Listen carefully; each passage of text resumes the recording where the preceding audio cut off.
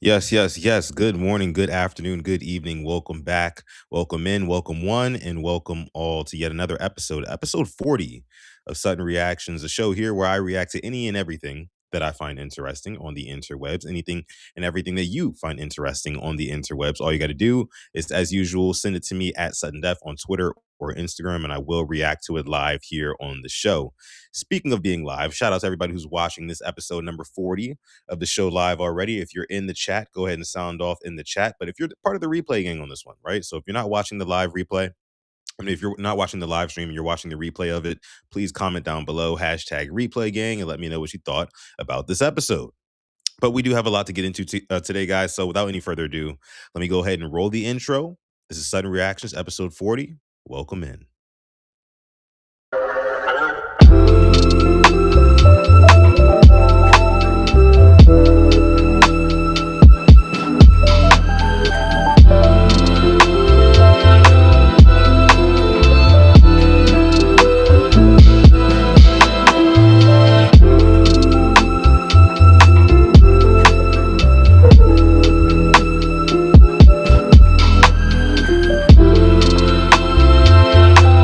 What was it?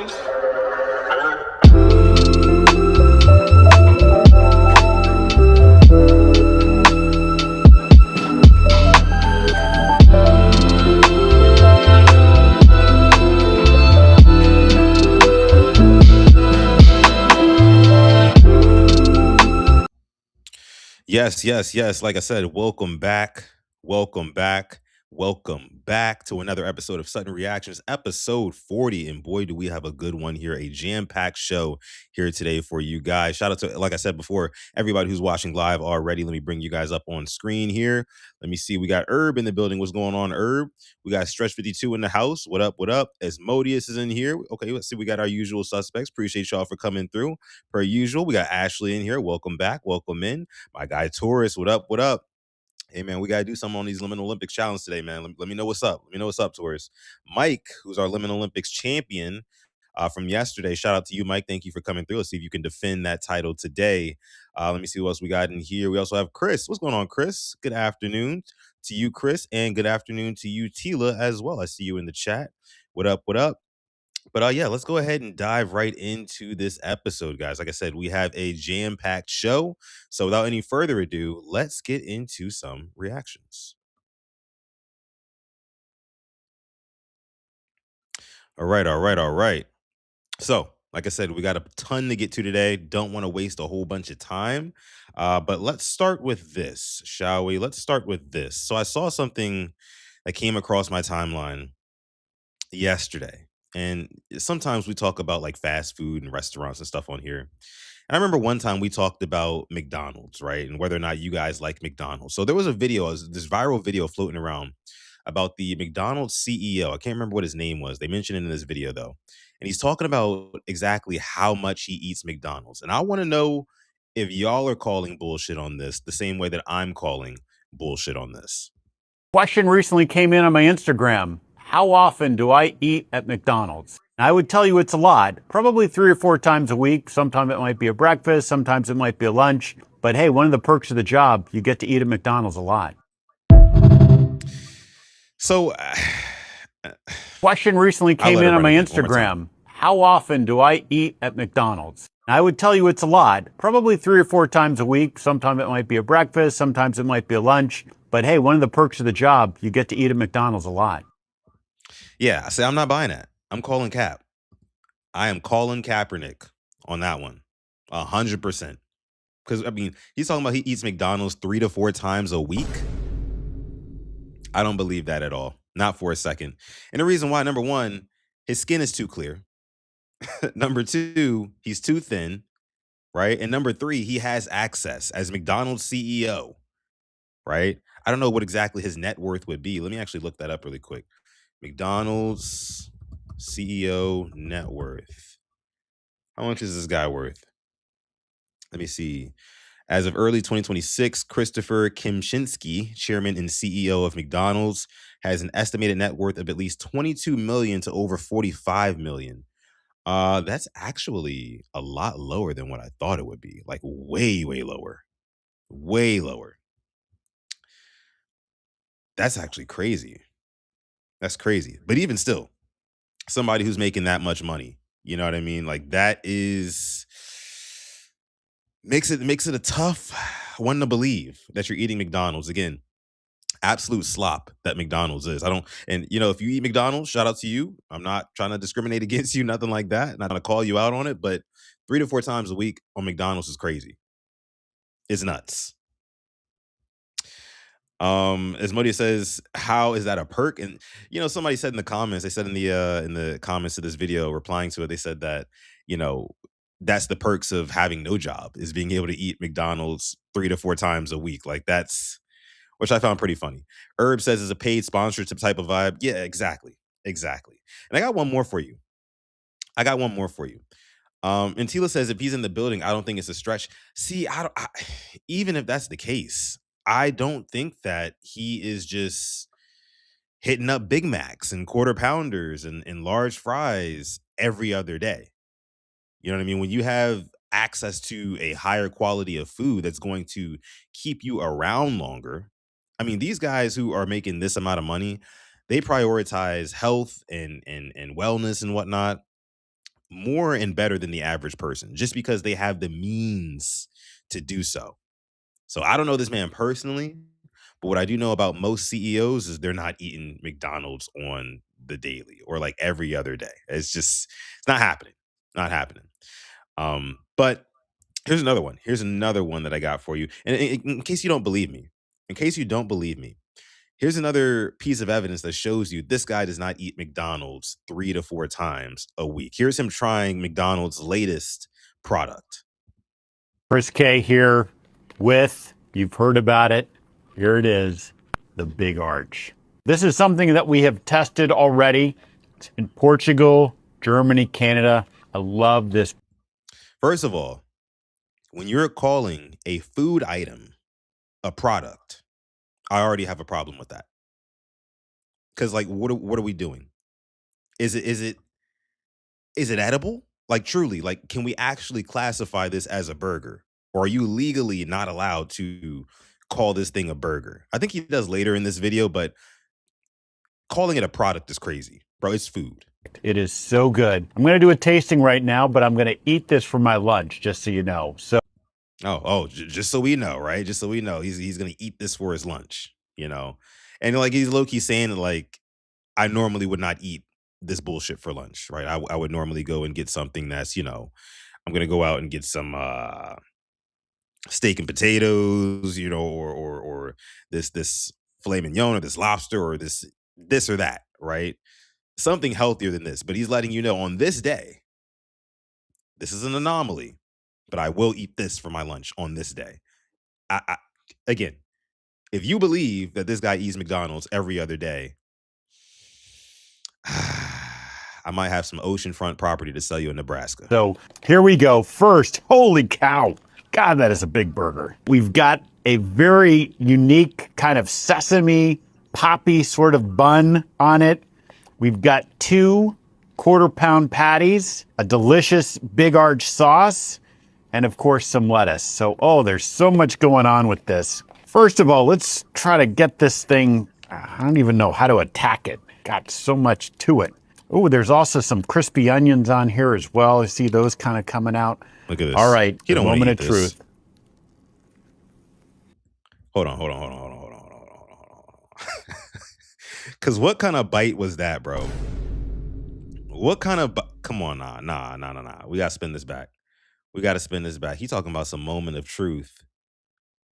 That was like that Squidward bite when he first took a bite of the Krabby Patty for the first time. Packet. Got so much Look at to this. it. Oh, there's also some crispy onions on here as well. I see those kind of coming out. All right, the moment of truth. Bro, what are we talking about, bro? What are we talking about? If you eat in McDonald's 3 to 4 times a week, that means you have to like it, obviously. And if you like your products, right, I would assume you would take a little bit bigger of a bite than what we just saw. Herb says in the chat, I bet he didn't finish it. Yeah, I bet he didn't take another bite of this thing. Like, if I had to set the over under for how many bites he took of this remaining burger after this commercial was over, under over half a bite because I don't think he took one. I don't think he took one after that. I really don't. That was a pathetic bite. Like, what are we talking about here? Uh Kenny, you're not late. Good afternoon, man. Appreciate you for coming through. Chris says I can't trust anyone with that sort of comb over. Oh my gosh. Let me see. He sounds like those old Billy Mays infomercials. Yeah, bro. Clearly just selling the product. He's the worst salesman ever. They could have got somebody else in there to do that. And he definitely spit it out to us. That's for sure. So good. That's a Oh, is it? big bite for a big arch. It's distinctively And he really McDonald's. called it a Only big bite. McDonald's could do this type of burger. And then saying something is distinctively McDonald's is not the flex that you think it is. It's just not. Like honestly, that sounds like a threat, to be honest with you. To me. To me. You should have been saying like, "Oh, this is something like McDonald's has never done before," because like it sounds like you're repackaging a quarter pounder or the Big Mac. Like, give me something new. Like again, worst salesman ever, ever. But it also is unlike anything else on our menu. It's a delicious product. You know, you've got sort of the cheeses and the gooiness, but those crispy onions as well gives a nice texture. And of course, we've got the pickles. So I'm going to enjoy the rest of my lunch. But Big Arch, try it when you can get it. Chris K. Nah, chat. That ain't it. That ain't it. Again, if you frequent McDonald's, salute. But they are playing in your face. This is not food. No way this is actual food. Can't convince me. Can't convince me. This whole stage setup for eating is crazy. Who sets up their fries that way if they're gonna actually eat them? Yeah, and it also looks like he's got like 6 or 7 fries in there total. What are we talking about? Kenny says, I mean, he got people talking, so he did his job very well. Hey, man. You're probably right about that. You know, they did go viral. This is like circulating around the internet, but we'll see what it leads to in terms of sales, right? Because I don't think it's like a positive viral. I think it's more of like a, oh no, you guys are actually playing in our faces now kind of viral. You know, not all, publicity is good publicity. Despite that being like the saying, right? People say that like all publicity is good publicity. Not in the modern day of social media. People get canceled, right? People get boycotted. Know what I mean? So I don't know. I don't know. I don't know. I used to like McDonald's though, back when I was a youngin. You know, I think we all did. Back when, shoot, I mean, like a meal, you can get a meal for like what, $2, $3? You remember? I used to remember. I used to get a little Happy Meal when I was a boy, right? You get the little toy with it, whatever. Then I grew up a little bit. Maybe I was like 6 or 7 years old, and then my mom started getting me the Mighty Kids meals. I don't know if y'all remember that. I'm still a little young, but they had like Happy Meals and they had Mighty Kids meals. You know, and the Mighty Kids meals were for like, your growing boys, like your preteen, whatever. Your preteen, whatever. Um, maybe not preteen, that's a little bit old for a Mighty Kids meal. But you guys get my point. You guys get my point. McDonald's used to be the move, right? I remember when they had the chicken selects, those were my shit. But nowadays, nah. Other means to get my protein. Tor says, sorry, I had a fish sandwich yesterday, but that's it no more. I mean it, bro. I'm not gonna lie to you, bro. Eating chicken from McDonald's or beef from McDonald's is one thing. But seafood, bro? I have never gotten behind that cause. Never been my ministry. Eating seafood from McDonald's, tourists, we got to do better, brother. Let me know how I can help. Let me know if you need some recommendations. I got you, brother. I got you, brother. There's a better way. I promise. There's a better way. Sutton was feeling mighty. I was back in the day. What up, Glaucoma? I see you in the chat. Void, I see you in the chat. What up, y'all? Frozen processed fish. Oof. Gross. Gross. Y'all eating squid ankles. Only thing I can eat there is the breakfast sandwiches, and even that is a gamble. Now, I will say this. When it comes to McDonald's breakfast, that's probably the best thing that they got going for them. I don't eat that either, but I can definitely say that growing up, I used to love me a bacon McGriddle, right? Having, you know, oh my gosh, man, I'm just thinking back on it now. They had the syrup mixed in with the buns, right? And you get the egg, the bacon, egg, and cheese, and the bro. Those McGriddles used to go crazy. They used to go crazy. I'm telling you, used to love them. Used to love me a McGriddle. Let me see here. Let me see here. Squid ankles are actually edible. Yeah, yeah. For not for me to find out. Not for me to find out. I think I'm all set on squid ankles. I think I'm all set. Appreciate that though. Appreciate that though, Asmodeus. Okay. But moving past this whole McDonald's thing. Moving past the whole McDonald's thing. Well, before we do, I guess Herb says McDonald's versus Chick-fil-A breakfast. Who got it better? Chick-fil-A. Chick-fil-A. Simply because of the chicken, right? And the quality of the chicken that you get from Chick-fil-A. And I'm not talking about like 2026 Chick-fil-A because it's a little bit different nowadays, I feel like. I feel like Chick-fil-A from like 2010 to 2020, right? Something happened after COVID where Chick-fil-A started to go downhill. But still overall the quality of their chicken and how they mix that in with their breakfast, whether that be the chicken minis or the chicken biscuit, or you can even get the chicken wrap or whatever with the eggs and everything else inside of it, eggs and cheese. Yeah, they got pretty much any fast food restaurant beat. Chick-fil-A, that is, when it comes to breakfast. Any of them, they got all of them beat. Chicken minis are the truth. Those chicken minis are the truth. You're damn right about that. Tori says, y'all still come on, bro. You just said you got a fish sandwich from McDonald's yesterday. What are we talking about? What are you talking about? Tila says my fries don't even make it to the destination. Facts. Facts. Especially, I mean, that's the one thing I'll say about McDonald's. Their fries still good. The fries are still goated from McDonald's. Terrible for you, of course, but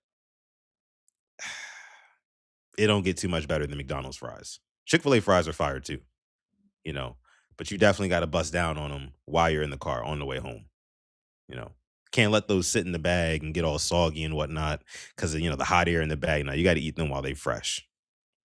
Got to, got to, got to.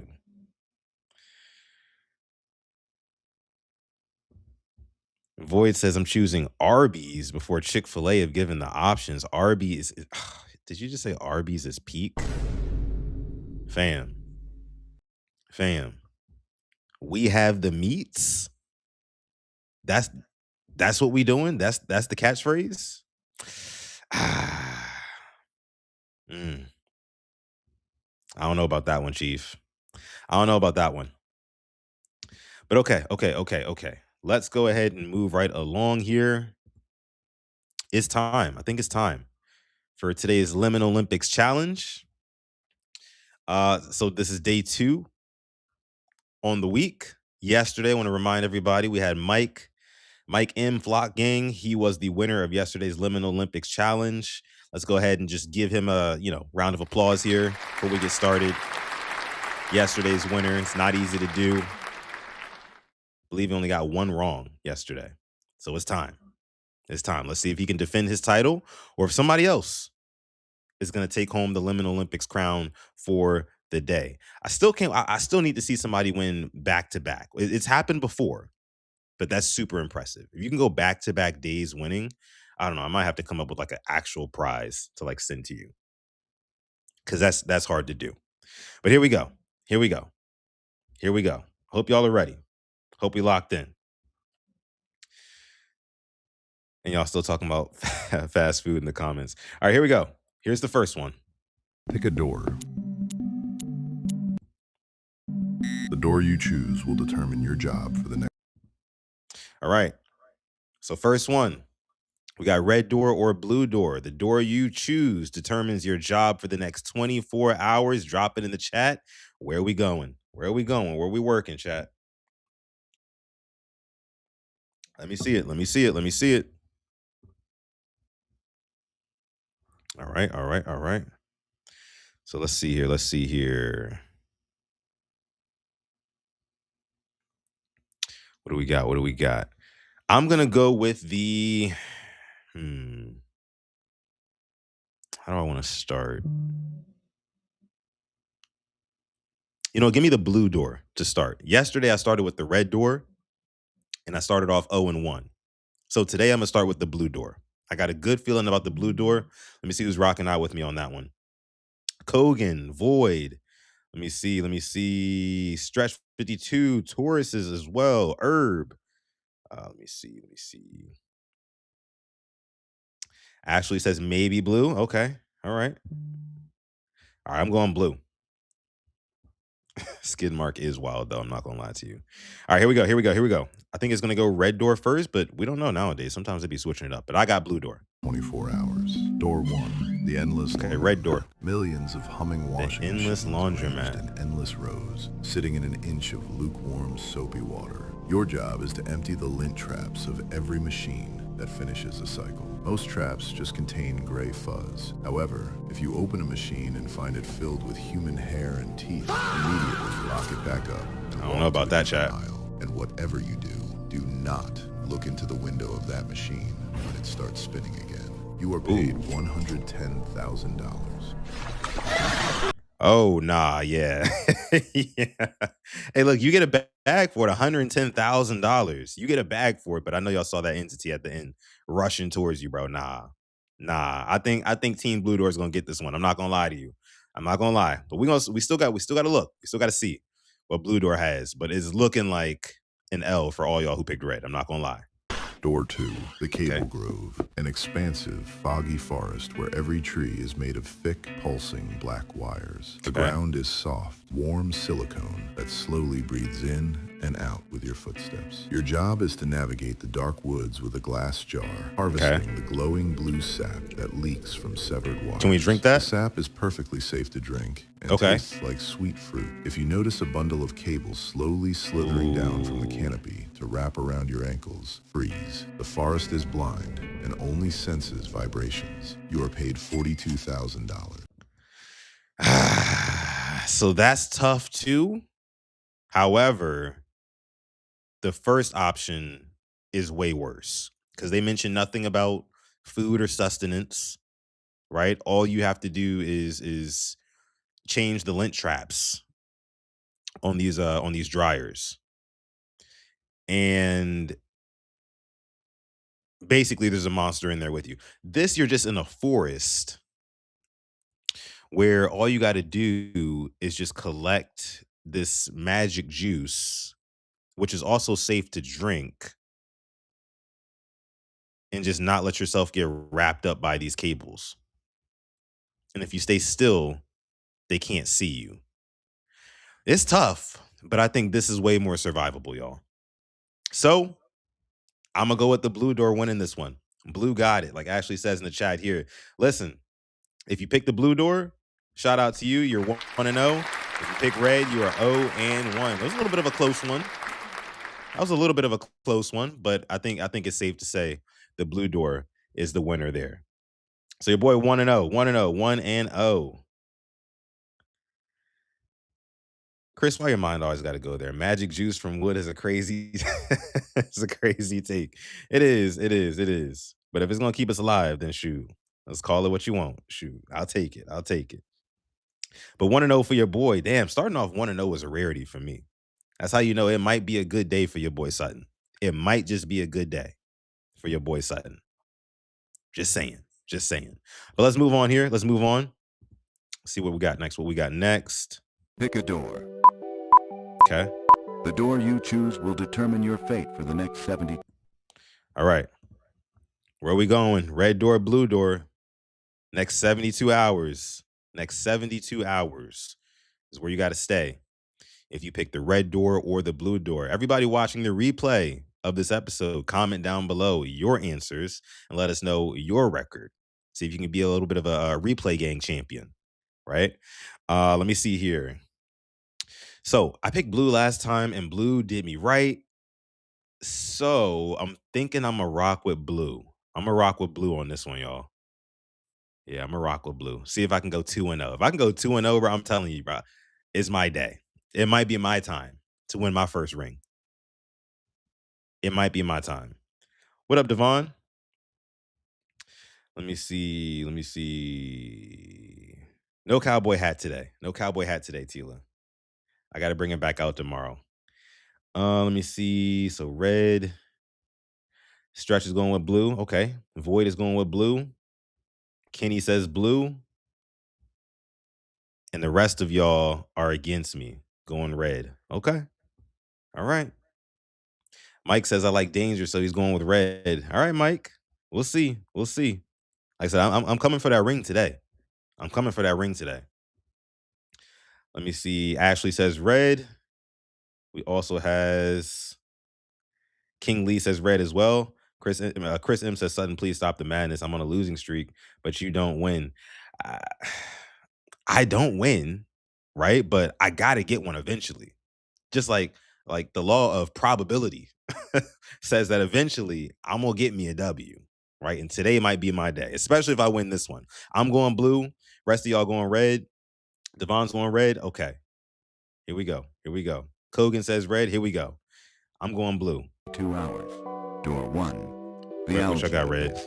The You algae wake up sitting in a abyss. small wooden boat drifting through a flooded forest. I don't You know, have a y'all. lantern and a loaf of bread. The water beneath you is thick and still, covered in a carpet of green moss that stretches as far as you can see. Not looking Something good. is beneath the surface. Long dark hair fanning out just below the moss line. You must keep paddling. The moment you stop, the water beside your boat goes still in a way that means something Ooh. underneath has also stopped, directly below you, waiting. Door 2, the Yeah, thermal I'm not gonna lie to you. Not gonna lie to you. Red is looking bad. No food or nothing. They mentioned nothing about no food, no nothing. And this one says Thermal Springs Resort. Blue You door. step Hey, into a Blue door, space we where up. the air is warm and smells like Let's go, mineral Blue door. water and cedar. Private pools cut into natural stone overflow. Oh, yes, sir. Steaming water that sits at the exact Yes, sir. temperature 2-0. your body has Team always 2-0. wanted. The kitchen is fully stocked. You can bring one person with you. The pools are yours. The silence is Yes, yours. sir. Every room If is you empty 2-0, except drop for it in the you chat, and baby. Whoever you chose to bring, congratulations. You are completely safe. Pick a door. Shout out to everybody who 2-0. The door you choose will determine. That was an easy one. That was an easy one. Your boy is 2-0 on the day. Let's get it. Let's get it. Let me get some DJ horns in here, huh? Huh? When the last time your boy Sutton was 2-0? When's the last time your boy Sutton was 2-0? I don't know, man. I'm telling you. Today might be my day. Chris and Tila against me. But that's all right. That's all right.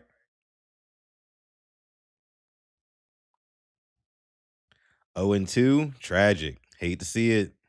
1-1, hate to see it. Herb 1-1, hate to see it. Don't you wish you was 2-0? Don't you just wish you was 2-0 like your boy? You feel me? Don't you wish you was 2-0? Stretch 52 is 2-0. Hey, look, man, join the club. Join the club. It's that Mamba mentality. You already know. Y'all already know. By the way, guys, if you're watching on the Purple Rain Podcast YouTube channel, shout out to you. But do me a favor, scroll down to the description on that video and click on the link to the Sutton Reactions YouTube channel and come watch over there, right? So we're all in one big happy chat, right? That's to everybody who's watching through the Purple Rain Podcast. Let me see. I've been watching film, though. I've been watching film. Something about to hit a wall. We're going to see. We're going to see. I think today might be my day. Let's move on, though. Let's test that theory, Tila. Let's test that theory. Tori says these are going to be my last words. Okay, we'll see. Let's see. All right. What do we got next? Here we go. Pick a door. All right, guys. All right. Door All right. you Red or choose blue? will determine your job for the next 24. All right. It's another job one. Your job for the next 24 hours. Are we going red door with the black puddle of sludge coming from underneath it, or are we going blue door that says trust me? Hey, blue ain't steered me wrong yet. Blue has not steered me wrong yet.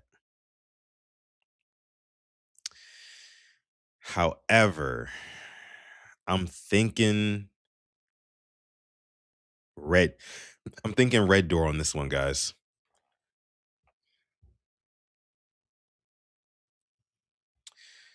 I put my money on blue back-to-back times, which means the,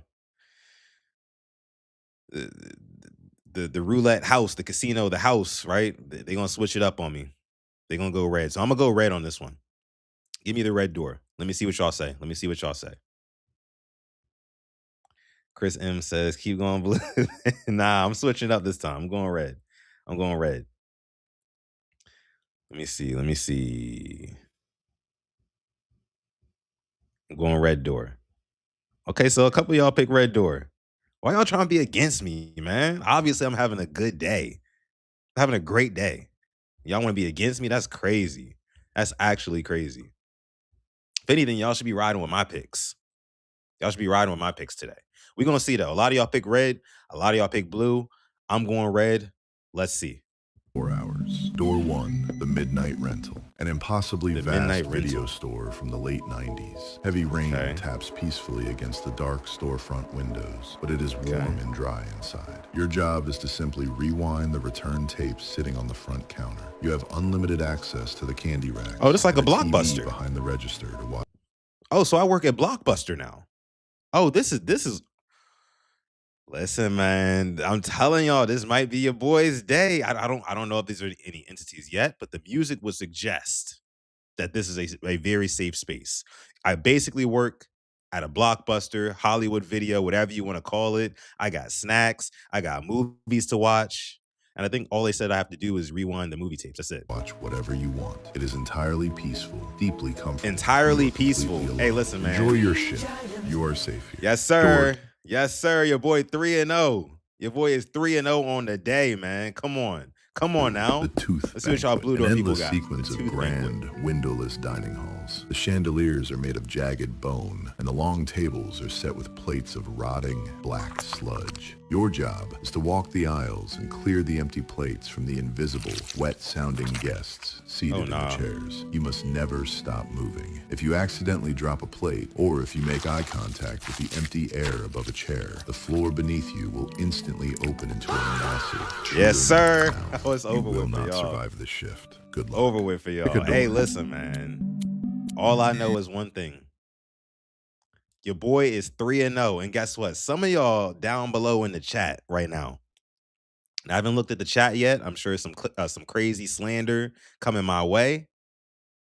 But let me talk my shit today, chat. Let me talk my shit today. Because y'all know how I normally do on these games. I'm normally super humble because I have to be. Because I have to be. Normally by this time, I'm normally, 1-2, sometimes 0-3.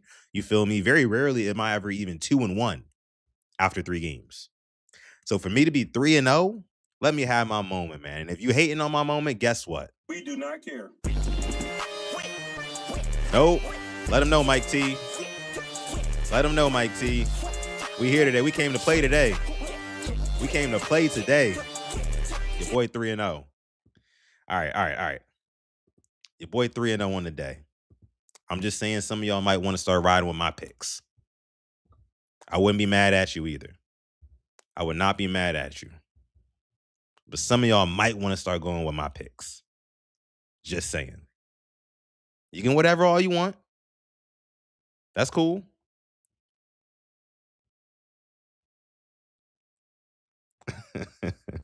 Ashley says something I told you I was rooting for you. Okay. I mean, I didn't see that. Thank you, Ashley. I appreciate that. At least I got somebody on my side. Please don't take it back. Void 3-0. Okay. All right. Listen, Void, I'm glad you started actually participating again. Because for a while, Void just wanted to rest on his laurels of his 2 little rings he got a month ago or 2 months ago and just watch everybody else play. So I'm glad you playing again, right? I bet you feel like MJ coming out of retirement, huh? I bet that's how you feel. I bet you feel like MJ coming back to the Bulls. But shout out to you, Void, for being 3-0. Your boy is also 3-0. I would wish you the best of luck, but I don't. I'm trying to win. I'm trying to win. Let's move on. Let's move on. Here we go. Here we go. Here we go. All right. All right. Let me see. Is there any more? Yeah, there's one more. Okay. And then we got the bonus round. One more than the bonus round, y'all. Let's see. Here we go. Who would you rather ride the elevator with? You can't change your choice. Choose. Who would you rather ride the elevator with? You have the choice here. Are we going left or right? So it looks like there's a little girl, and then there's a tall figure. It looks like a man, dark and shadowy. Little girl's got the teddy bear. Where are we going, chat? Where are we going? This is where my reverse psychology funny bone starts to like get to me a little bit, because it's like, it seems like if I was in real life, right, I'd probably go with the little girl over the tall, dark, shadowy figure. But I feel like that's what they want you to think. But then again, what if it's like reverse psychology? You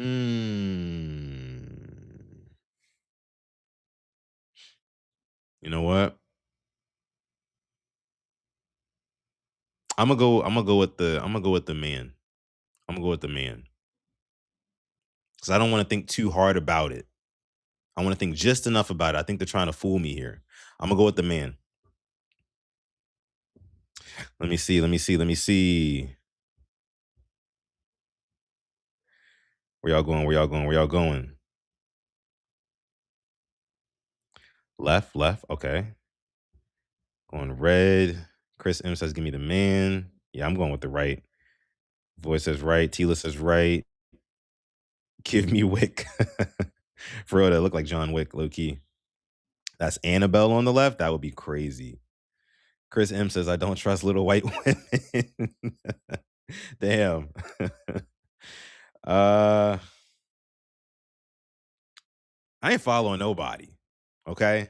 I'm making my own choices on my own volition here. All right. I make my choices before I even look at the chat. So I'm gonna go with the right one. Let's see. Why should be the little girl who's like actually ends up being safe? Left elevator. A little girl stands in the corner, crying softly, holding an old doll. You tell yourself it's fine. She's just scared. The elevator begins to shake. The lights flicker. She stops crying. Slowly, her head lifts. Her face doesn't look right. Not blurry, just wrong. The floor indicator starts skipping numbers. The red emergency light turns on. And she takes one slow step toward you. Oh, yeah, it's over with. Over with. Oh, those of y'all who picked the left or the little girl, yeah, it's clipped for y'all. But listen, it's sounding like your boy is about to be 4-0. I'm just saying. Ride elevator. A tall businessman stands inside.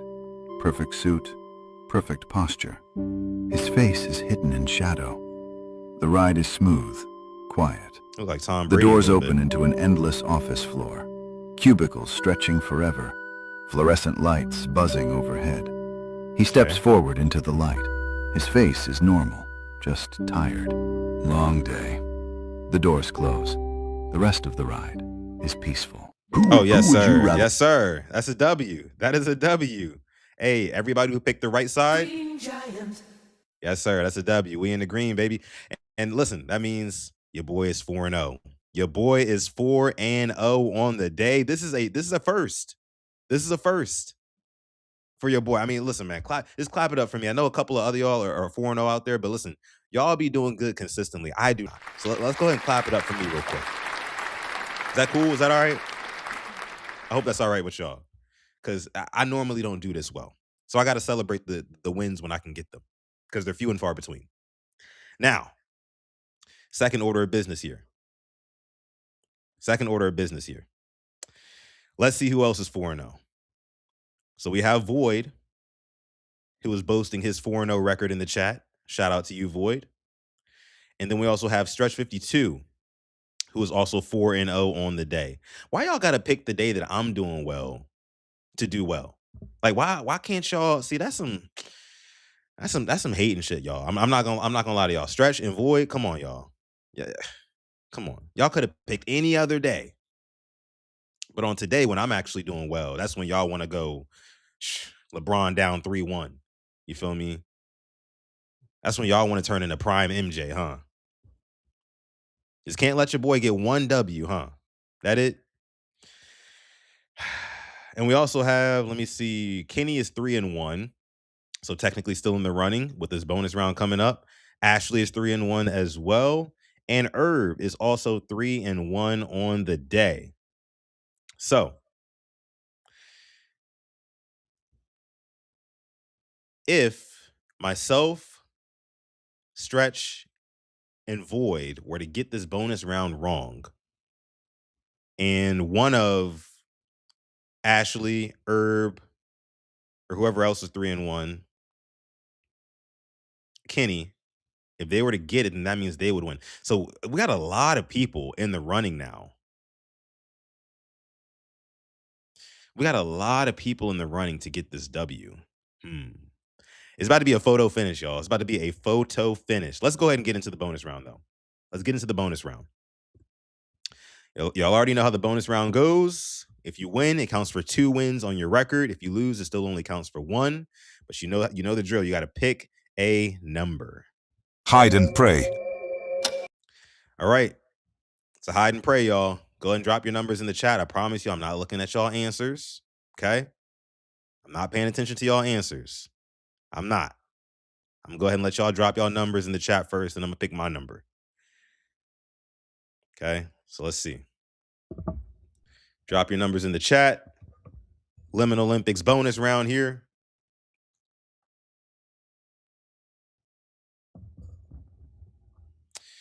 All right, let me see. Where am I going to go? Let me see. 4 is in like the worst spot. But I could see 4 since it's like right in the middle. Watch 4 like do some weird stuff where they run off to one of the rooms and then, I don't know, snitch on somebody else. I could see that happening. That happens a lot.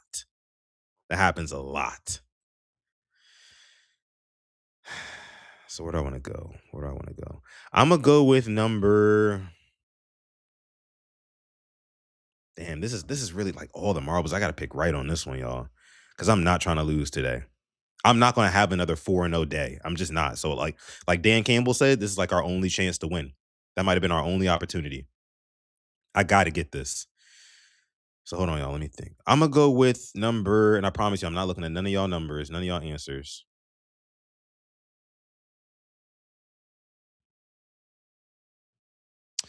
Give me number 3. Give me number 3, y'all. I think I'm good with that. All right, before we run it, let me see what y'all saying in here in the chat. What are y'all picking? Anybody else rocking 3 with me? Let me see. Anybody else going 3? So Stretch 52 also says 3. And you're also 4-0. So if we both get that right, we would tie. Void says 2. He's also 4-0. Okay, so where's 2? 2 might be good money as well. I don't know. But I'm going to go 3. Kogan also says 3. 4 is probably the snitch. You're probably right.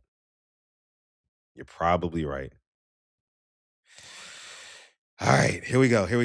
I'm going with number 3. This is for all the marbles, y'all. Bonus round. Let's get it.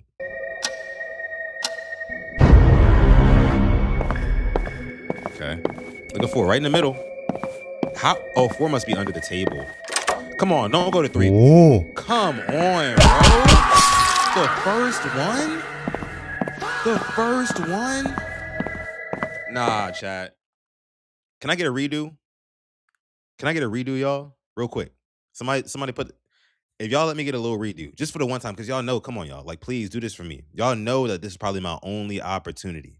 This is probably my only opportunity to get a ring. Please, can somebody let me get a redo? No? Come on, bro. I thought y'all messed with me more than that. But I don't know. Void was also 4-0, but he picked 2. It looked like the monster about to get to 2 right now. So let's keep it going. Let's keep it going. I don't know, chat, but like, fuck. Oh, he was just about to get to 2. What? Void, you are a. Please go back to 2. Void, you are so lucky.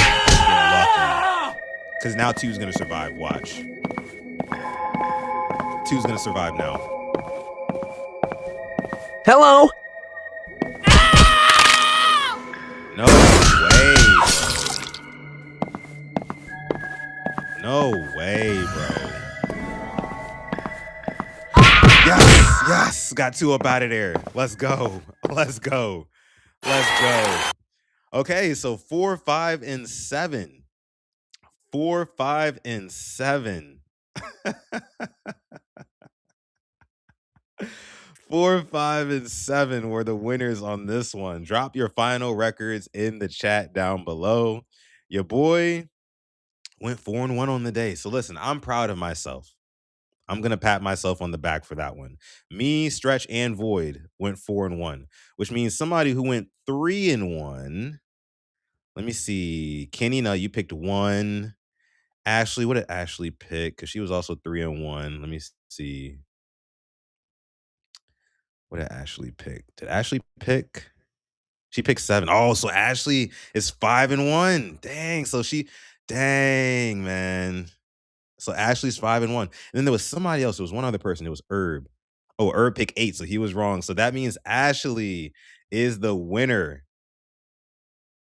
Yes, it's still worth 2 points, Ashley. So that means you are 5-1 on the day. Me, Void, and Stretch just show up 4-1. Oh my goodness, man. W's for Team Ashley today. Shout out to you.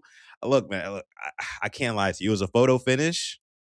I came this close, literally this close to getting the dub today, but I can't hate on you, Ashley. And even if I were to be hating on you, here's what you should say. We do not care. Shout out to Ashley. Winner of today's Liminal Olympics Challenge, y'all. Go ahead and clap it up for her as well. Go ahead and clap it up for her. That was nice. I came so close. Like I want to be happier for you than I am, Ashley. I do. But you've gotten multiple rings, right? I think that's probably like your 3rd ring. I'm still sitting at a big fat goose egg. I feel like the Buffalo Bills, to be honest with you. I feel like the Buffalo Bills. Boy, do I love losing Super Bowls.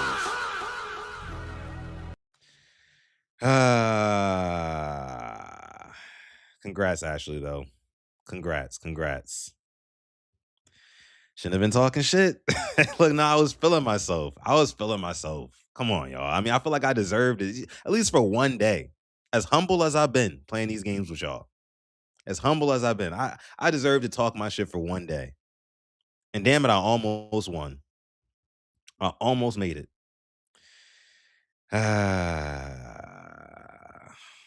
Man. Close but no cigar. I got real close. But close only counts in horseshoes and hand grenades. So, damn. Chris M says you've never been humble. How? Oh my gosh. This hurts, y'all. This actually hurts. But again, shout out to Ashley. So our winners on the week so far are Mike M, Flock Gang, and we also have Ashley as our Wednesday winner. We still have 2 days left on the week, so you still do have a chance to win a ring this week, and you still do have a chance to go back to back. So we'll see if Ashley can defend her title tomorrow. We'll see. But that is going to be it for today's Liminal Olympics Challenge. So we're going to go ahead and move right along here. Let's get into, let me see, what do we have? So yesterday on the show, I had brought up, Tila says, I hope it hurts good. That's what you get. Come on, y'all. That's hate. That's hate. Yeah, I don't even deserve that. Y'all know I don't deserve that. Y'all know I don't deserve that. But anyways, yesterday I was talking on the show about Android versus Apple, right? Because I talked about how Android is coming out with that phone that can do like the privacy screen without actually having a privacy screen, like it's built into the phone. I thought that was super cool. And I talked about how like Apple, they really haven't innovated anything like over the years. But today, they just dropped a new trailer for a new product that they're releasing called the Mac Neo. Is MacBook Neo, an amazing all-new Mac at a surprising price. To make it, we reimagined how to build a laptop from the ground up, and we used the most recycled material of any Apple product. We started with aluminum because it's light, durable, and just feels really great in your hands.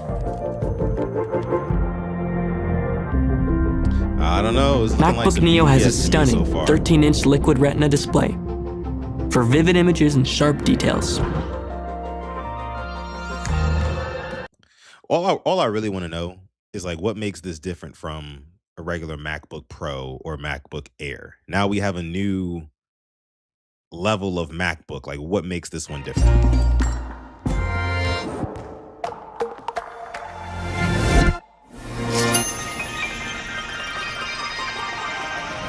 Its signature Magic Keyboard is super satisfying to use. The multi-touch trackpad lets you click, scroll, I think they did swipe, say it was made out of and recycled pinch product. anywhere on its surface. And the model with Touch ID allows you to instantly unlock your Neo, sign into apps, and pay for stuff with just a finger. They're not really saying anything new. Is it To make it touchscreen easy to finally? connect and to charge, we built in 2 USB-C ports and a headphone jack. All right. Y'all doing a little bit too much trying to make this look. They're doing way too much trying to make this look like aesthetically pleasing. Like when it's just all fluff. You're not really giving me anything. You're not giving me anything. Let me fast forward a little bit. Because what are we talking about here? It's fresh new citrus. Oh, We even color colors. coordinated its keyboard and feet. Because, you know, Did you? details. Nice, I guess. MacBook Neo is powered by A18 Pro. Cool. Dope. So it wakes fast and launches apps quickly. You can fly through everyday tasks, explore new hobbies, and browse through everything you love. Really giving me it literally just looks like an iPad with a keyboard attached to it. They haven't announced that it's touchscreen or nothing like that. We're not getting a touchscreen Mac. I guess because that would make the iPad obsolete. But there's still no innovation here. There's still no innovation. I think here's the thing about Apple, y'all. What's the price? What's the price? I wonder what the price is. Did they mention that? Let me see. Let me keep watching. Use Apple Intelligence to clean up images, express yourself, and get things done so easily. You can also run the most popular AI apps. And because Apple Silicon is so efficient, it packs up to 16 hours of battery life. At the heart of Neo is macOS, an incredibly intuitive operating system. Privacy and security are built right in. It's loaded with all the apps you need to get started. And it's easy to add the apps you already use. Best of all, Neo works like magic with your iPhone. You can start a chat on your Neo and continue on your iPhone. See, this is what Apple just does. Or copy from one They're still advertising like and paste straight to the other. connection between devices. Like, You can even use your iPhone we know you can do all without this. holding your iPhone. So that's MacBook Neo. Everything you'd expect of a MacBook Wait a minute. Let me rewind just a little bit. and paste straight to the other. What did they just say? You can even use your iPhone without You can use your iPhone without holding your iPhone. So you can pull up a virtual display of your iPhone screen and like do stuff on it from your MacBook. Like why Apple? Why would I need this? Why would I need this? holding your iPhone. So that's MacBook Neo. Everything you'd expect of a MacBook. I mean, it looks pretty. Don't get me wrong. At a price you wouldn't. Okay, so they start at $600. So I guess that is the, how do you say, like the selling point of it, because most MacBooks, you buy brand new, you're going to be paying, like, especially for the latest models, you're paying at bare minimum $800 to $1,000. Trust me, I've looked. I'm still in the market for one myself, right? But for this to be $600, I guess I would want to know, like, what's the cheapest MacBook Air? Because I'm really trying to, like, figure out, chat, like, why would I want to buy this? Why would I want to buy this? I'm looking at MacBook Airs, like brand new MacBook Airs. I guess these are the latest editions, going for $1,100 on the Apple website.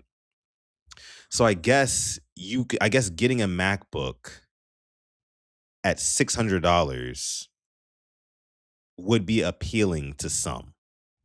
Probably a lot of people. Hell, I mean, hey, if you just want a laptop that is Apple branded, but you don't need it to be able to do a bunch of crazy tasks, then maybe this MacBook Neo at this $599 price point.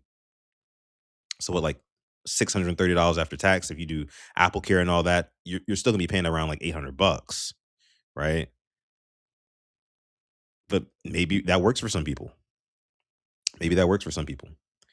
What do you guys think? James C says $600 for recycled parts. But I think a lot of the products that they're making nowadays are like sourced from, recycled, parts and stuff like that. To where it says $600 is a lot of stuff on Shein, man. I don't know. It is. Devon Johnson says you can get a large iPad for the same price. And that's my point. That's my point. Because if I get, and I'm actually using an iPad right now as like my second monitor, love it. Love it. Right? It's like, why would I want a MacBook Neo? Let me see what the iPad prices are. iPad. Let me just type in iPad. Yeah, I mean, you can get an iPad as low as $300. You slap a keyboard onto it, maybe you're at $400, But that is for like the lower end iPad. Let's see if you go with a comparable. Some of these iPads are expensive. Sheesh. It's actually kind of crazy. But let's go with this one. $400. That sounds pretty fair. You slap on a $100 keyboard to that, you're at $500. You save a little bit of money. I mean, I think here's the thing. Apple, they just want to offer products at every single price point imaginable. So that way they don't want to price really anybody out of their products anymore. It used to be like, oh, if you wanted the iPhone or the iPad or the MacBook, you got to pay that premium price, period, like point blank period. But now it's not that they're necessarily just decreasing the price of the iPad or the iPhone or the whatever. They're just making tons of other products underneath it. So it's like, hey, if you don't want to pay for the flagship model, like the top tier model, iPhone or iPad, you can get this lower tier, this entry level one. You're still part of the Apple family. Because that's another thing. A lot of people just want to be in the Apple family. That's a huge selling point for them. Huge selling point. That's why they're mentioning in the trailer here, in the commercial, whatever, that, hey, you can start typing a message on your MacBook and then type up the rest of it on your iPhone. You've been able to do that. But that's what Apple sells to us. Connectivity, continuity. And I'm sure a lot of people will buy this, but I don't know. It doesn't sound appealing to me. Asmodeus says in the chat, I can get a far better PC for $600 with way better internal specs. The 16-hour battery life tells me the internal RAM and processor are ass. Yeah, I think I saw the RAM was like 8 gigabytes, which I know personally is nothing. Let me see. A decent used gaming laptop can be $600. True. You're paying for literally the name, especially with some of these products. You can get a keyboard for like $30 though, can't you? You can, but I don't know how much I would trust a $30 keyboard. I think the one I bought for the iPad that I use is like it was like maybe $100, I want to say. But it's a Logitech keyboard. I've had it for maybe 3-4 years now. It still works like a champ. So, if you want like a quality one that's gonna last, then you probably got to spend anywhere between like 70 to $100. You might be able to catch it on sale for a bit cheaper, but that's how much I paid for mine. Let me see. Glaucoma says, besides an Apple Watch, all the other stuff is pointless. I do have an Apple Watch. I love my Apple Watch. Love it. Love it. Very useful. Tim Cook's not even thinking about the consumer. It feels like a lot of them aren't either. A lot of companies aren't. I think they know that we're like locked into this cycle of like having to buy their devices every 3 to 5 years. Whether that be a new iPhone, iPad, MacBook, whatever. They know that we're kind of locked into this cycle. And oh yeah, by the way, they can throttle down the performance of our older devices just to push us to buy the newer devices. They can do that. So they know that they don't have to really appeal to anybody. They kind of already got us, they got us trapped in their ecosystem. We're trapped. Asmodia says, I'm team Samsung on smartphones, but I'm a whore when it comes to laptops. You go any which way when it comes to laptops, huh? That's funny. My 12 is holding on for dear life. I'm fighting. Oh yeah, if you got 12, it's definitely holding on by a thread. They're about to stop updating it. Watch. Let me see. Void says, I spent 500 on my PS5. Why is this 600?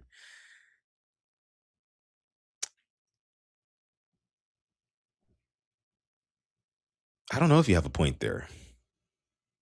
I mean, they do two totally different things. I don't know. I feel like that's a little bit apples to oranges, Void. I do.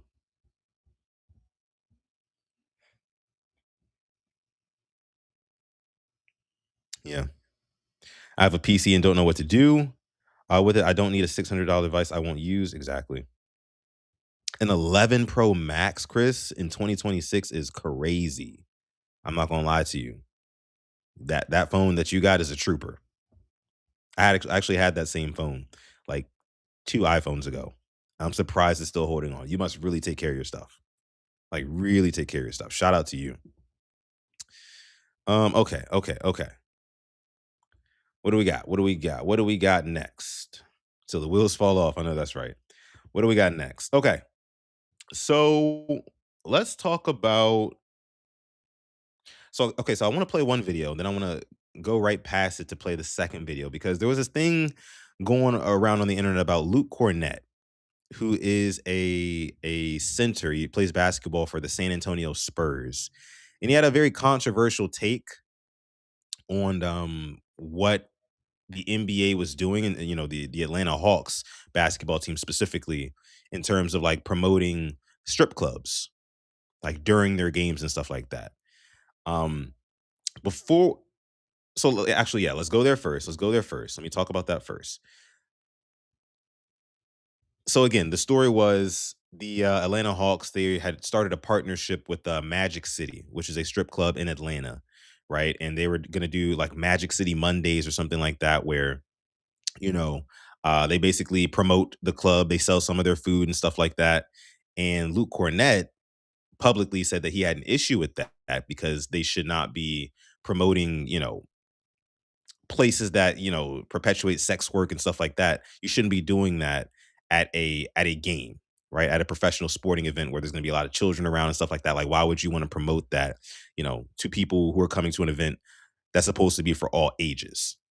Now, there's no direct quote, like video of Luke Cornett saying this himself, but a lot of people reacted to it. And this one is from the Speakeasy show with Shady and Acho. You guys know those guys, however you feel about them. But they had a little spirited debate here about Luke Cornett's feelings on the Atlanta Hawks partnering up with strip club Magic City in Atlanta. Let's take a listen.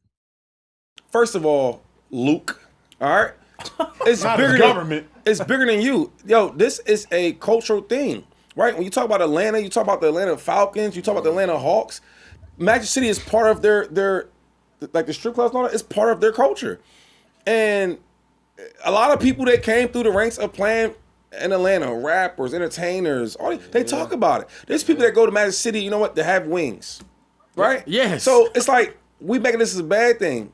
He's making it a bad thing. Go there to have breasts Y'all and making it a thighs, bad too, thing. Can I play devil's advocate here? I ain't with that. I'm Can I cool play with devil's that. advocate here? If we're Please. talking about the culture of certain cities, the culture. the culture in Las Vegas is Gambling. Nevada is a state where legal prostitution is allowed, where brothels are actually a thing. Does that mean we should be promoting them with our professional sports league?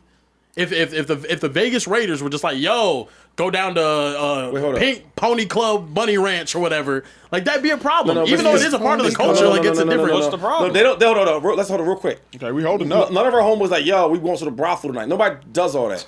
Well, my friends don't. That's not. I'm saying that's a part of the Las Vegas culture, though. A Las Vegas culture thing is like gambling. Yeah. Vegas. Of course. Okay, so that's the main things. But Atlanta's culture things are not mainly Magic City. To limit Atlanta's culture to Magic City is crazy. They have music. They have a bunch of other things that Atlanta is known for. If you go, have you been to Atlanta Hawks game? Yes. Okay. You've been to Atlanta Falcons game? Yes. Okay.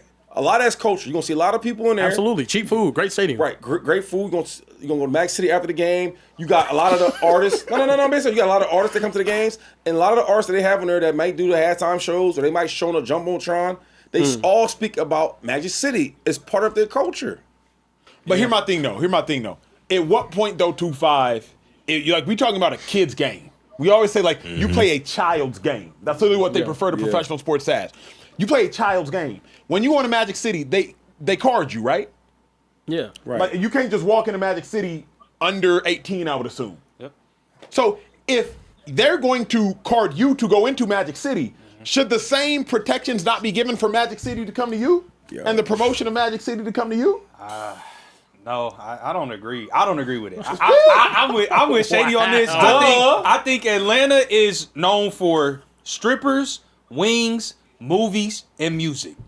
Right. So, in that order? No, not necessarily in that order, but those are the top four. That's the four pyramids right there. But let me ask y'all this: There do has y'all to be- think there has to be a Atlanta? Hold separation on. of it, though. Because like, does Atlanta want to be known for that? Like, if you live in They are, Atlanta, yes. we know what we known for. Yeah, What else do they want to be known for? I don't know what else they want to be. I know when Andre 3K got on stage and said the South got something to say. Atlanta wanted to be known for their music. Then they got popular. Atlanta's Tyler Perry also went and the- built his studio in Atlanta. They want to be known for movies. So Everybody wants to go to Atlanta for the strippers and the wings. And Atlanta. that's okay. Hold up. First of all, Okay. So you just heard those distinguished gentlemen, if you want to call them that, talking about their takes on Luke Cornett taking issue with the Atlanta Hawks, which, by the way, I don't know why Luke Cornett has such a strong opinion on this and disdain for this. I mean, especially considering it has nothing to do with the team that he plays for. Right? It's not even the San Antonio Spurs who are doing it, which is who he plays for. We're talking about the Atlanta Hawks. You have nothing to do with the Atlanta Hawks. So, like, why are you even speaking up on this issue? I can see if you played for the team and didn't want, the team that you work for, the franchise that you work for, advocating for that sort of thing, and you want to speak up about it, cool. But, like, if it don't apply, let it fly, big dog. And I get it. You guys all work under the umbrella of the NBA, so maybe you still do feel inclined to say something. But it really feels like a non-issue to me. I mean, because who said that they were, during these Magic City Mondays at these Atlanta Hawks games, who said that they were bringing actual real live strippers and cats setting up poles on the freaking court and watching women in basically nothing, go up and down the pole and do all these tricks and whatnot? They never said any of that. Now, if that's what they were doing, then I'd be like, hell no, this is wrong. But I think it's more so just like a, hey, enjoy some Magic City wings, because apparently their wings are really good. I've never been personally. I'm not a strip club guy, by the way. I've been to a strip club one time in my entire life, and I said to myself, never again. That may be another story for another day. But again, like I said, at these Magic City Mondays, I don't think that they're going the full, like, we're bringing the full strip club to the Atlanta Hawks arena. They're just serving some of the food. They're promoting, hey, Magic City, come out for, this day or whatever. They're just promoting it, and the adults who are there who can understand, they understand. Like the children, as long as you're not putting anything degenerative in front of their faces, like directly, then like it's fine, big dog. Like I don't understand. There's way bigger fish to fry. There's way bigger issues to deal with. You talk about like objectifying women. That was Luke Cornett's biggest problem with it. Like it disrespects women and things like that. It's like, well, I would disagree with that, big dog.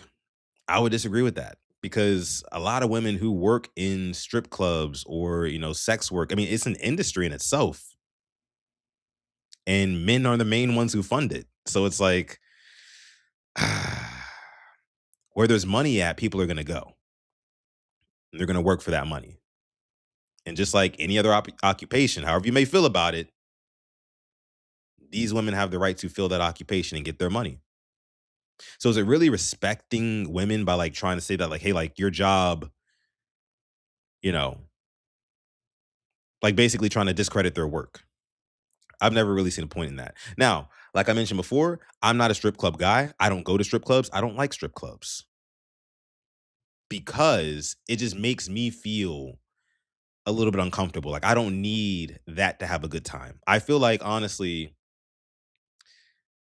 I'm low key like being preyed upon, while I'm in the strip club, if that makes sense. If you're a guy and you feel that way, then put it down below in the chat. Like I said before, I give all the respect to those women, get your bag. It's just not for me. Like when I'm out having a good time, I'm having drinks. Like I just want to have drinks and enjoy the company of the people I'm there to have drinks with.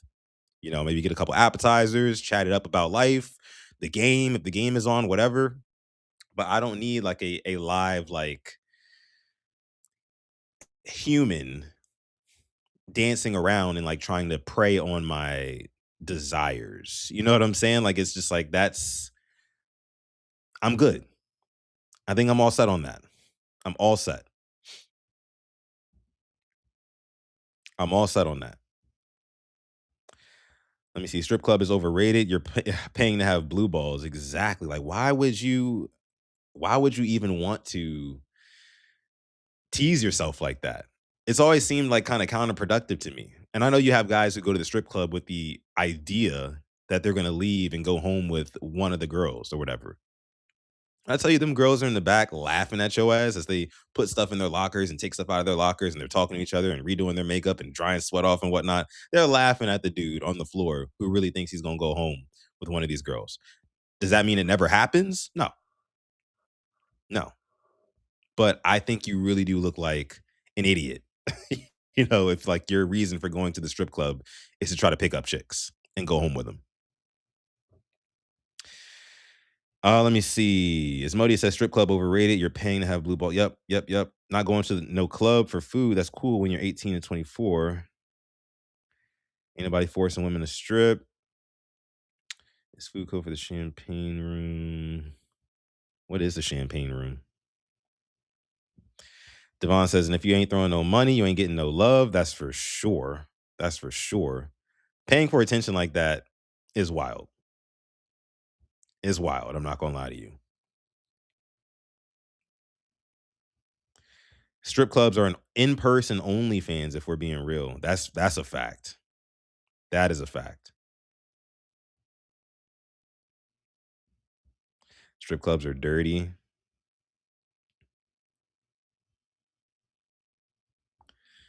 I haven't been to enough. I have not been to enough.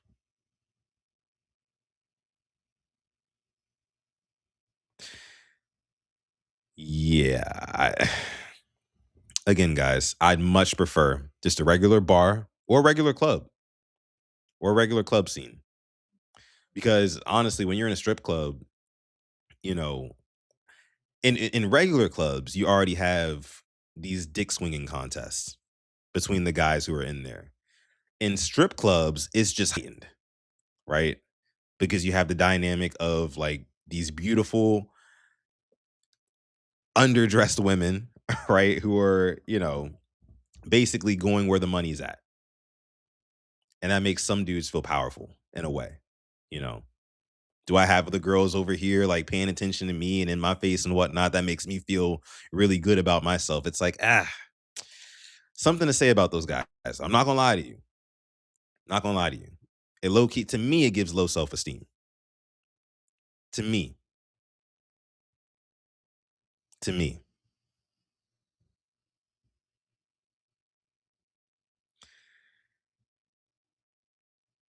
Tori said beautiful. I mean, the women look good. I mean, it depends on the strip club you go to, of course, but you go to, like, when I went to a strip club, I went to one in DC.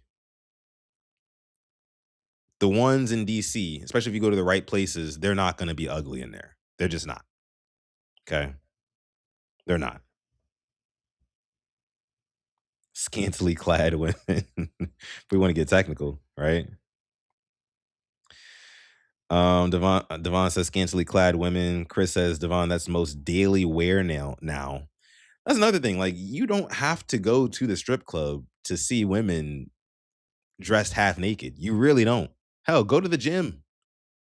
Go to the gym, right? Uh, sorry, like it is what it is. There's plenty of other places you can go without having to spend. You could spend your little $20 a month if you want to look at women in tight clothing or whatever. If that's your bag, yeah, get yourself a gym membership instead of blowing thousands in the strip club. Seems a little counterproductive to me. I would never go to a strip club and order food. Me neither.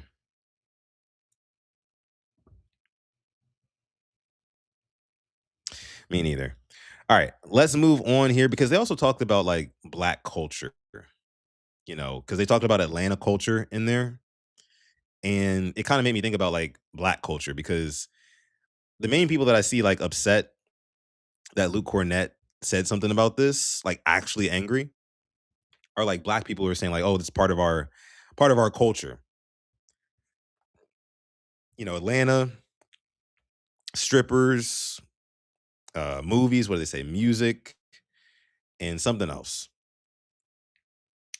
But okay, let me just play this video. Here's a streamer. I think his name is Black Boy Max talking about black culture. Bro, everyone want to be from somewhere, bro. Everyone wants to be from somewhere, bro. We all want a place to belong. Imagine growing up with no culture, gang. Nigga, I grew up with no culture. I grew up with no culture, bro. I didn't know where I was from. So, just to unpack this really quick, it doesn't all the way relate to what we just talked about. However, I think that a lot of younger black folks feel this way, where you feel like you are, I guess you could say, like psychologically homeless. Because if you are black in America, you don't necessarily identify. Well, let me back up. If you're African American, right, and you live in America, born and raised, a lot of them don't necessarily identify with being African and that being like their culture, like African culture. African American culture really like it started from, I guess you could just say it started from scratch, when slaves were brought over in the transatlantic slave trade, when you bring all these Africans to America to be slaves and whatnot. And eventually slavery is abolished and outlawed. But then you have segregation. Like you have a whole like race of people who were taken from their homelands, a lot of them as babies and children, and then eventually dumped out this pipeline called slavery, where it's like, okay, a lot of you guys who were brought over here, or your ancestors were brought over here from the slave trade, now slavery doesn't exist anymore. Figure out what the hell you want to do. And over the years, I think black people in America have developed their own sort of culture, kind of subconsciously. You know what I mean? It's very, very strong as well. I mean, all the way to the point where like black culture, listen, it makes waves throughout the entire world. The entire world, right? So, but then you still have some people who don't, again, they don't know how to necessarily identify exactly what black culture is. And that's why you see a lot of people saying like, "Oh no, well, my family's actually from here." You know, even though they could be black as hell, right? But no, I'm actually a third Asian, or I'm a third, you know what I mean, like Scottish, or like my family is actually, and they claim those areas because I guess they have more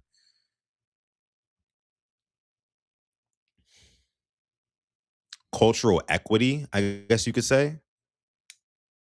Like as a people whose culture was stolen from them, I can imagine how a lot of people who grow up as African Americans are confused about what exactly their culture is. And I think that's what you get when you have a Black Boy Max saying what he's saying here. I do. Glaucoma says, if you Black American and saying you have no culture, that's crazy. We got one of the most influential cultures on the planet. Yeah, bro, like I said, it makes waves. You see Black culture showing up everywhere in the world in one way or another. In one way or another. Chris M says here, Black culture is the standard. I would agree. I would agree. I would agree. Kenny says culture is who raised you. It might not be rich, but you as a person can build a culture with your family tree. Yeah, you can have, and I guess the what we're really talking about here, Kenny, is like the broader um concept of culture within the confines of just African American people in general. Like not necessarily just your family, because yeah, you can have your own individual family culture, and every place is different. But in terms of just like African Americans in general. And I want to say this, Black people are not a monolith. Like, right, they're not monolithic at all. Like, we're not all just the exact same. You know what I mean? Some people wouldn't believe that, but they're not all the same. But I do think that there is like a standard kind of culture that's set. And that's why when you watch some of these, like, you guys ever been on like TikTok and you see some of those content creators who like show like, memories from their childhood, and it's like you and like thousands of other people in the comments can relate to it, whether it had to be about like with like a way that your parents acted back in the day, or a movie that you watched, or a meal that you grew up eating, or music that you listened to. That's where you really get the answer of like what your culture is. And that's one of the beautiful things about social media that people don't really talk about. You can really see in real time that, hey, look, we all live the same damn life. And I think that's where you can pull answers of what exactly your culture is, you know?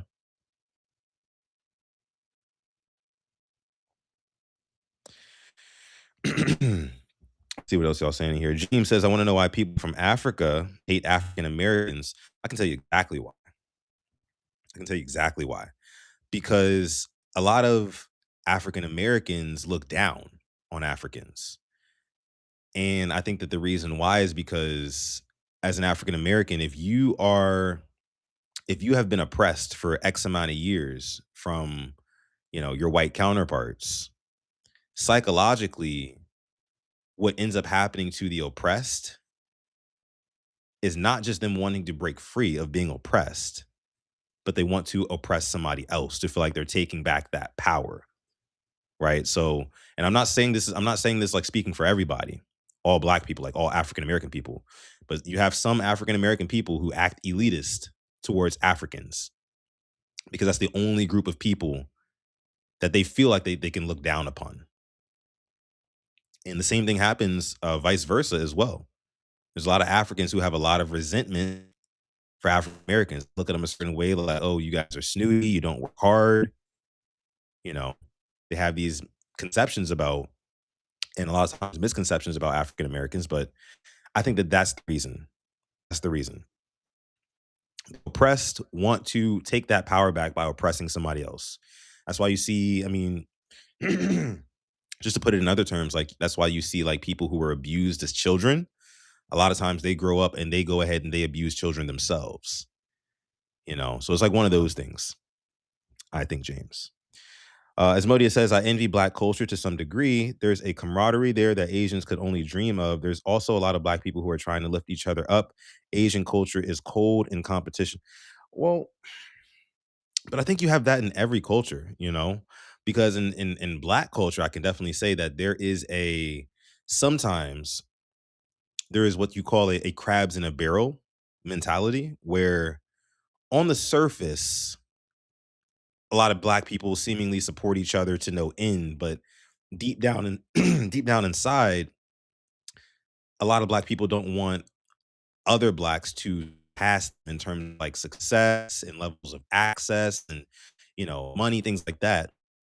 And that happens in every culture. But I think that the love is a lot stronger than the hate. When it comes to the Black community, I can't really speak for other cultures, but I do think that that crabs in a barrel mentality exists in every culture to some degree. To some degree. Let me see.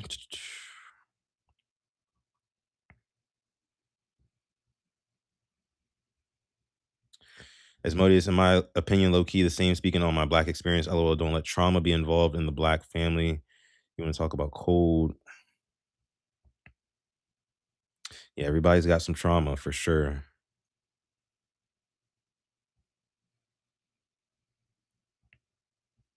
And we do also have to normalize like bringing families together, and making family trees a lot stronger than they are. And I think that goes for all cultures, all races of people. You got to put your differences to the side, especially in a world like this, where like really all you have is your family in a lot of cases, and the people closest to you. You got to hold on to those people tight. You do. You do. Let's move on here, guys. Let's move on here, y'all. What else do we have? What else do we have? Okay. Let me go here. So, a WNBA star, Cameron Brink. She's in the thumbnail for this video. She was on a podcast and she was talking about how she can't afford, on her WNBA salary, she cannot afford to pay her personal chef. Let's take a listen. I had a chef. That was period. No, that was way too. Do you want to know what she was charging me for 1 month? How much? $7,000. Cameron Brink. I know. Absurd. Cameron Brink. Absurd. For 2 people. Now, I will say real quick, just off the bat, paying $7,000 a month for a private chef is absolutely insane. Insane. And I. For 3 meals or just how many meals? No, not even for 3 meals. She was like shopping at Erewhon though. That was the issue. Stay away from Erewhon. Fuck that place. Actually, I love Erewhon. Sorry. I don't know the store that she's referring to, but I would assume that that's probably like a high-end grocery store where, Cameron, she hasn't talked about her salary yet or anything like that, but like, Cameron, why would you not instruct your personal chef? Like, why didn't you go through what all is entailed in this $7,000 a month? Now, listen, I could see if you got it like that, but according to Cameron Brink, based off of her WNBA salary, she didn't. But let me keep listening. I'm like, that's a treat for me, though. That's I'm crazy. like, I'm on. My contract is $70K. We cannot be doing $70,000. That is more than my salary. Crazy. That is more than my salary. That's insane. No, and we started right when I got hurt. She's a great person, by the way. You're like, ma'am, I have a membership at Costco. Like, I'm gonna go to Costco. I'm gonna go to In-N-Out.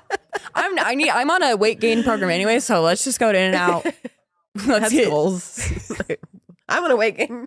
Let's go to In-N-Out. Oh, God. anyways, no, a chef is a flex. It wasn't though. At the end of the day, you should find a good one. That doesn't almost costs as much as my Kelly. I love that for you. Fucking crazy. Kelly or chef protein or health, nutrition or Erewhon, Airman. Here's the thing. She could have easily instructed this personal chef of hers to hit up a Costco, hit up a Walmart, a BJ's, a Sam's Club, something like that. Because again, 7,000 a month just seems extremely steep. And I get if you are somebody who's in the private chef industry and you know that you have a high profile client, like a Cameron Brink, she's a professional athlete, competed in the Olympics, I want to say. You know, she missed the 2024 Paris Olympics due to an injury. But you guys get my point. She's super popular. I follow her on Instagram, right? If you have a high profile client like that, yeah, you might charge a little bit of a premium because you could probably get more out of them. And here's the thing. She said that her salary with the WNBA is $70,000. And she's one of the most popular players in the league. If I had to guess right now, she's probably like a top 10 most popular player in the league. And she's damn good at basketball. So if she cannot afford the $7,000 chef, and I'm talking like, it's not a lot of money. It is, but to somebody who's a professional athlete competing at the highest level, your salary should afford you that. Now you might be asking like, well, if she can't afford it, then how is she affording it? So here's the thing about WNBA athletes. They don't make shit when it comes to their contract. And this is clear and obvious. I mean, most of them aren't pulling in six figures, which is ridiculous. But what they do make money off of are their endorsement deals. And Cameron Brink specifically, as I'm reading right here, she has brand deals with New Balance. And she was the first female basketball player ever to sign with them. So I'm sure she got a nice bag from New Balance. She also has brand deals with Netflix, Bumble, Stanley, Buick, and Chegg. Right? So she's got like 6+ brand deals that are bringing in like 95% of her profits, right? Of her earnings. So that's how she probably is still able to, afford it. And she's not talking like, oh, I no longer have my personal chef. It was just got to be way too much money and now I can't afford to eat. She's not saying that. She's just talking about just simply how expensive it is relative to how much she makes in the WNBA. So she's still doing fine financially. I mean, I don't know her pockets personally, but like based off of the brand deals that we see here, she's not just making money only from playing basketball. But the argument is, I guess the conversation is like, and it's an age-old conversation, I know. Should these WNBA players be making more money than they do? Because the revenue share, I believe that the players get in the WNBA, it's only like somewhere between like 8 to 20%, I want to say, of the total revenue that they get from the WNBA. That's how much goes towards the players. And they're still hemorrhaging money, like they're still losing money on a yearly basis. So with that being said, should they be paid more? If the WNBA is already losing money every single year, probably not. But how do you fix that? Well, there needs to be a whole lot more interest in the sport. And honestly, that interest has got to come from women. It does. Now, we know not a lot of women are into sports. A lot of women who watch my shows, who I love, are very much so into sports. But I think that they would agree when I say that they are the exception. I also know other women in my life who love sports as well, but they are the exception. And the problem is these WNBA athletes simply will not make more money until there is more interest in female sports. Just what it is, just how it goes, So it's low-key more important, especially if you're a WNBA player or just in female sports in general, is low-key more important for you to be popular than good, if that makes sense. See, somebody like Caitlin Clark kind of met that intersection where she was extremely popular, but she was also really, really good as well. Matter of fact, let me see what Cameron Brink is averaging this year or what she did last season because I know they're unrivaled right now. Cameron, let me see how well she did. Stats 2025. Okay, so she was still dealing with that torn ACL.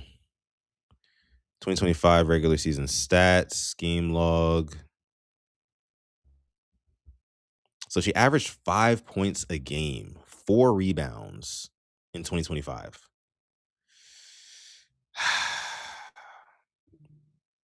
Kind of explains why, a lot of her money comes from endorsements. Because, 5 points a game. And I know if I ask my co-host on PRP Simply AS10, he's going to know why she's got these endorsement deals. She's a pretty girl. Looks like a model. Tall, right? She's white. You know what I mean? Blonde hair. Is good at the game. She's looks like a model though, more than anything. And if you follow her on Instagram, which I do, that's what she gives off. And it seems like that is what's making her more money than her athletic prowess, which is crazy to think. Crazy. Glaucoma says Angel Reese, fine though. That's why she's making a killing off the court. Says King Lee. That's a fact. That's a fact. Void says, in this case, I agree with what Shaq said at one point. Lower the rim and let more of these women possibly dunk when given opportunity. That will turn some heads. It would, but here's the problem with that, though. I think that I don't think it would draw in more of a male audience, only because, here's the thing. I don't want to sound misogynistic. I really don't, bro, but I think okay, so let me put it like this. Number one, this may sound like a hot take, but I think dunking the basketball, just in general, dunking the basketball is more of a masculine thing to do. Let me know if that sounds crazy. I know it does, but I think you guys get my point there. It's like more of a masculine thing. I don't think we would be looking at female athletes dunking and be like, "Oh my goodness, I love," if anything, I love seeing women break these other girls down off the dribble, get to their spot, shoot threes, all that. Dunking, I just don't see people having massive interest in it. I just don't. Number two, if you lower the rims, that means that you have to completely change the sport. Completely change the sport because now, where are little girls going to practice? If all courts across America, across the world, are standard 10 feet, and now women's is going to be 8 feet.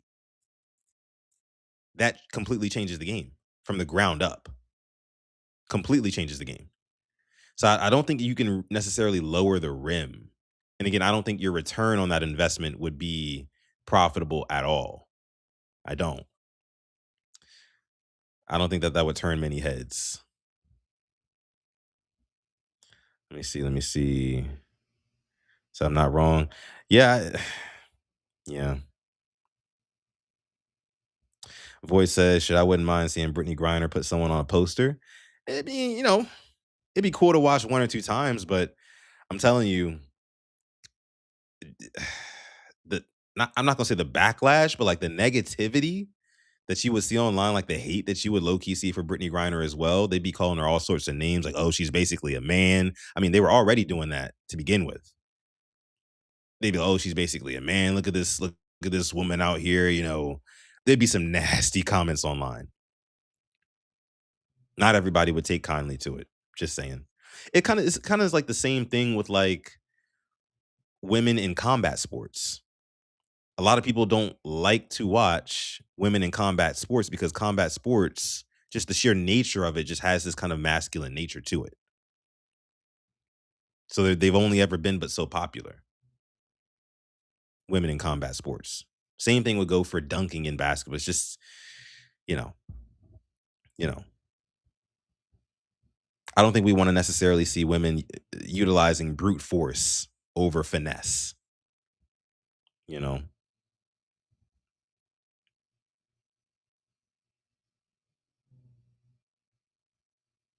Just saying. Chris M says the topic is melting her. She expected nothing less. It's crazy. It's crazy, but I feel like we're saying some truths here. I feel like we're saying some truths. I do think that WNBA players should get paid more, but however, we need to see a concerted effort to get more people watching the games. And we got to a point where, you know, the storylines in the WNBA were like heating up to the point where like a lot of people, a lot of casuals were tuning in.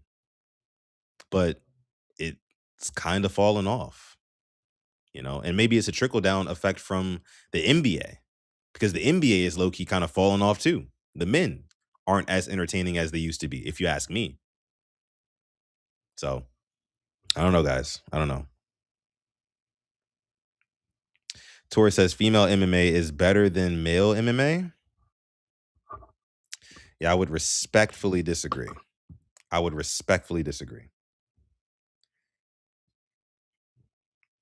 James here says, Chris, what's your take? Do you think they deserve more than 50% of the revenue from the sport? Yeah, I'd like to know.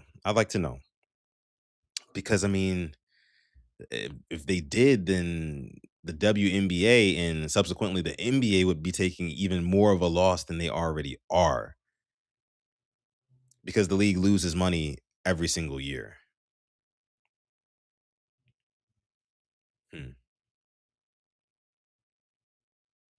How do you fix the pay in women's sports?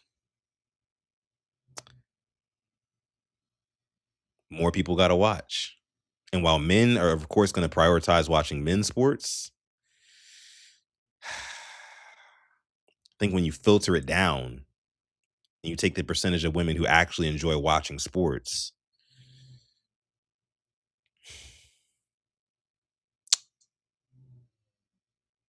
it's just the truth. It's just the truth.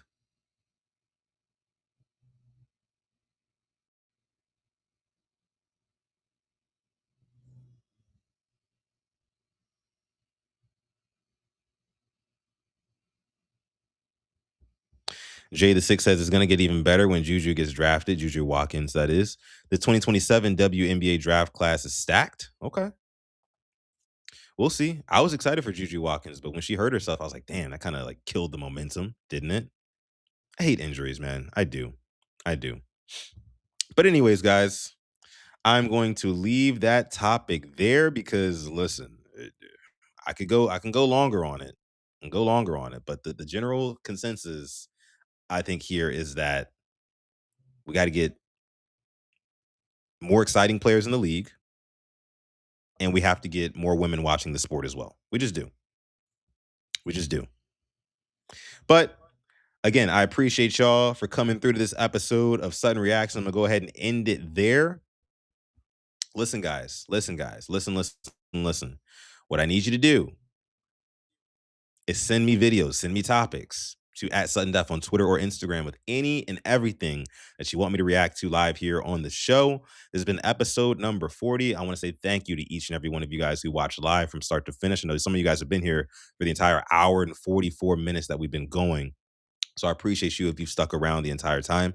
If you're part of the hashtag replay gang on this episode, be sure to leave a like and subscribe to the channel as well. If you are new here, my name is Sutton Def. This is Sutton Reactions, episode 40. With that being said, I'll catch you guys in the next episode. Peace.